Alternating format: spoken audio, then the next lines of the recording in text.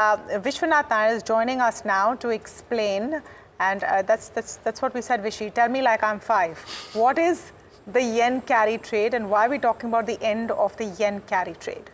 Yeah, some terrible jokes earlier in the newsroom, but I'm not going to repeat that in front of the camera. But the yen carry trade, interestingly, this is not the first time that this topic is being talked about. But what is happening now is relevant simply because what happened in the markets earlier today. So what exactly has happened in Japan and therefore in the yen? The Bank of Japan, which is the central bank in Japan, had announced a rate hike last week on Wednesday, which forced investors who had been borrowing actively in the yen market to change their tack. Essentially, what this rate hike meant for these traders was that the carry trades that they were conducting, it basically got erased. All the gains that they made got erased simply because the yen started strengthening. Now, what that also leads to, I mean, why exactly this yen strengthening happened was because of weaker than expected jobs data that came from the US, as well as some mixed corporate earnings over the weekend from the US. All of this led to a lot of change in tack within the yen carry trade space, and investors started pulling money out from these highly risky assets that they were making money on. Now, what exactly is the carry trade? Now, that's what we need to fully first understand. Investors go to markets like Japan, where the interest rates were at all-time lows. The currency was fairly weak in comparison to the dollar.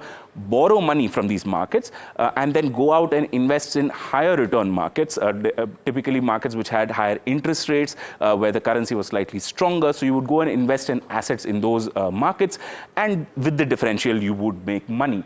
Now, what these kind of carry trades allow is that these higher yielding assets basically make more money for these investors, and the opportunity cost for this entire investment is quite low. And that's why carry trades became a very, very preferred sort of mode of transaction for a lot of investors. What has prompted this?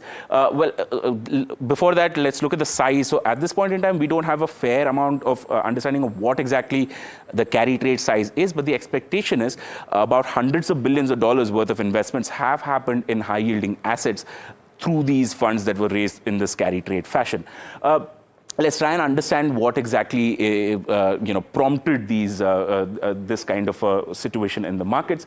Rates have been hiked by about 35 basis points in Japan over the last 4 months, and that precisely pushed up the yen. Japan's historically negative interest rates, and also you've got about multiple years of quantitative easing by the Bank of Japan, which had led to a long period of easy money floating around in Japan, and that prompted this introduction of the yen carry trade, which became very, very popular across the world. Yen, of course, was also weak in July, just a few weeks ago, that is. In July, it had reached its lowest since 1986. So there was ample opportunity for people to play that arbitrage and make money on top of that. However, just last week, the Bank of Japan, as I said earlier, said that they're going to raise their interest rates. They're hinting at another hike later this year. So all of this pointed to a slightly more hawkish tone from the Bank of Japan. And they are also going to start with quantitative tightening, which will reduce the balance sheet size. The expectation is that their balance sheet size will reduce by about 8% through the current moves that they have announced. And then future moves will lead to further sort of reduction in the balance sheet size. Now, that's very, very important from the point of view of any kind of international investor. And they want to maybe save themselves from sudden rise in interest rates in Japan, and that's why they are unwinding these carry trades that they had invested in earlier. That means a lot of money gets pulled out of higher yielding assets, and that's probably what you were seeing in markets across the world, including India. Back to you, Tamanna. All right, so that's why everyone's talking about what Bank of Japan did and the yen carry trade. It's simply the loss of that arbitrage opportunity that we're seeing. We're going to take a very short break, but we're coming back and talking about what you should do when market jitters are deepening. Meanwhile, if you're looking at the flash at the bottom of our screen as I am, it is definitely a day of global crisis one way or the other.